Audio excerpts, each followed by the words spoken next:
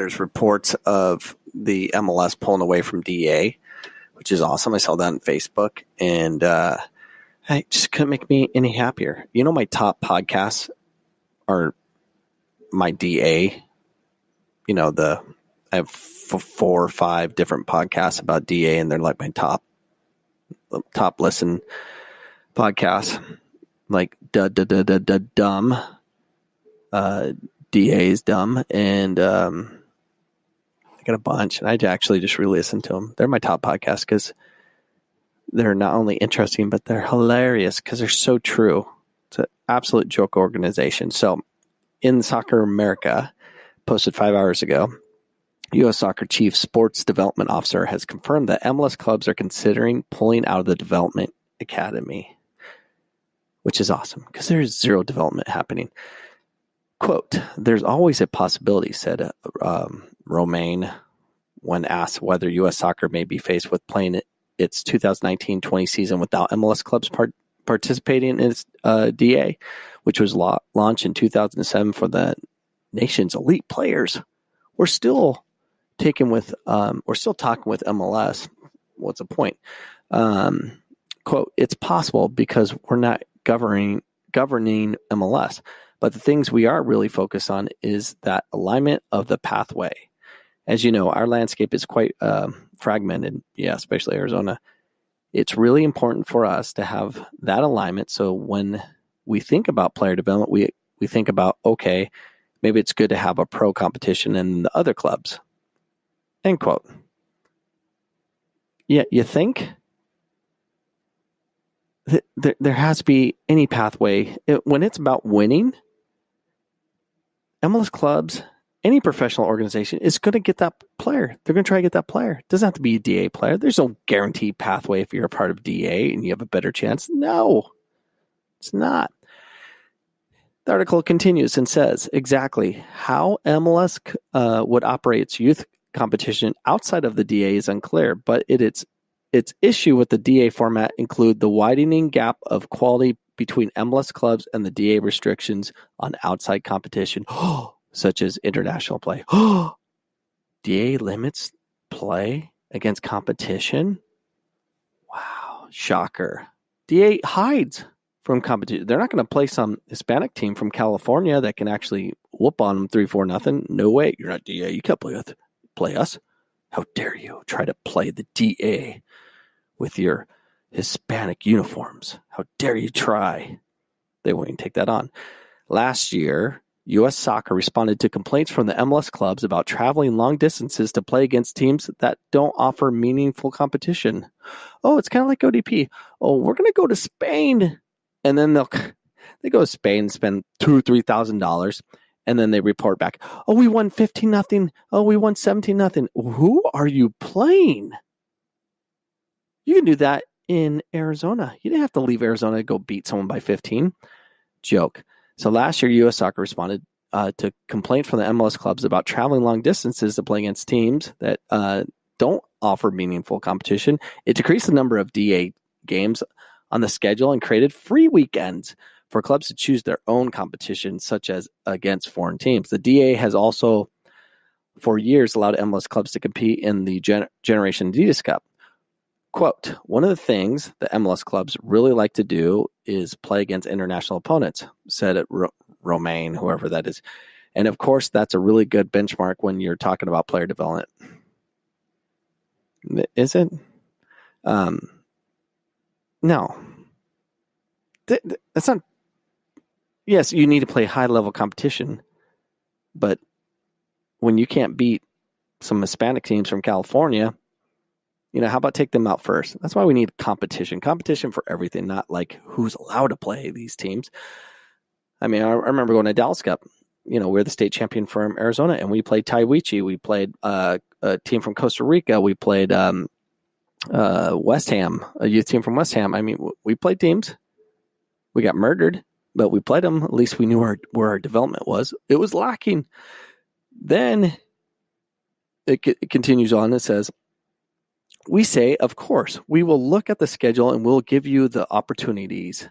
It's the same when you're looking at the Generation Adidas Cup they organized. For some MLS clubs, the free weekend provided so far aren't enough to satisfy their quest to take international trips, or they fall during inconvenient times of the year. I don't even know if I'm saying his name correctly. Romain says he can envision MLS continuing in the DA with a different format, which MLS clubs are giving more flexibility. But, quote, there are, of course, limitations, said Romain. One cannot say all 23 clubs give your schedule and we will adapt. That's impossible because you cannot build a competition on that. An example of adjusting the DA schedule to please MLS clubs would be to allow within the DA structure more games between MLS clubs. You can imagine Philadelphia and Red Bulls, Romain said, and they say, okay, not only 2, but 4 of these games are really valuable for them when you're looking at player development. And that's what we want to do, focus on player development, which makes sense, reducing the amount of games, but not everyone plays, and that's a different problem. So reduce the amount of time main players play. The ones that you want to develop, the ones that are funding the operation is the ones on the bench. They don't play at all. They play like 15 minutes if they're lucky. Depends how much mommy and daddy are paying the coach and the club to allow even that. Because of the investments required to travel in the country as large as the U.S., it would be difficult to imagine MLS creating its own type of youth league similar to Mexico Liga MX, in which U17 and U20s travel with the first team and play in the National Youth League that mirrors the first team competition. More likely, MLS academies could design a combination of national, local, and international competition for the youth teams and perhaps combine with USL youth programs. Now, that makes most sense.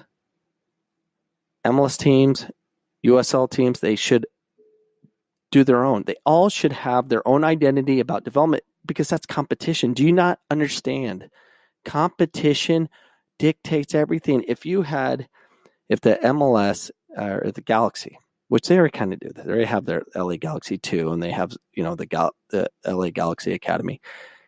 If they can control their own development, hire their own people, they compete. And when you have that competition versus DA, a U.S. soccer structured organization, which we're just going to do it together, it doesn't work because you have few people competing because they're not competing. It just like we're part of DA, we get the funding to do it and we do it, but they're not really competing. They do the development competition, but that's not competition. That's why it needs to be separate. MLS teams, do your own development and compete, and then they'll think outside the box and create their own, and good things will happen. The article finishes saying this. Alternatives to MLS pulling all of its teams out of the DA include keeping its younger teams in the DA and MLS, creating its own competition for the older age groups. The DA, for its part, could propose a tiered format based on the quality of its clubs to place the MLS clubs that believe they're playing too many games against weaker competition. We are now in the process of having these conversations, said Romain. I'm butchering his name, I know it.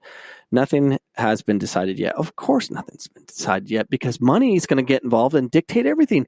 DA will change. DA is not going to go away. It'll change its name to Super DA. That's what's going to happen. Something silly like that.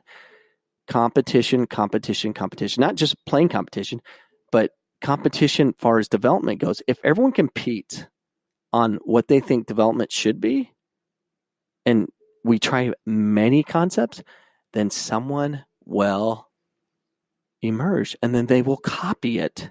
Like the Ajax system. Ajax had an unbelievable development program. And what happened? Ajax system got absorbed by Barcelona. They copied it. They reformulated it and made it their own. People steal information based on success. Let's do that. We need many ideas, many different approaches, not one U.S. soccer. We're going to do it this way. And we're all going to do it. It's kind of like our education system. For the ones that support government-run education, you're special, you're crazy, and you can't do it that way. If you're against vouchers, that's crazy because you need competition. Because competition, not saying it's good or bad or indifferent. There's good and bad in everything, but you have to have competition so people compete to get better. It's like Circle K. Circle K sucks. But QT came along, and guess what? Circle K is getting better. Why? Competition. Do you not realize that? Pay attention to the world, people. Competition, competition, competition. Minus government influence. And in the soccer world, the government influence is U.S. soccer. U.S. soccer, take your government influence BS out of here. Those are my thoughts today. Enjoy life, love life. And it's easier to love life if you listen to me. Peace.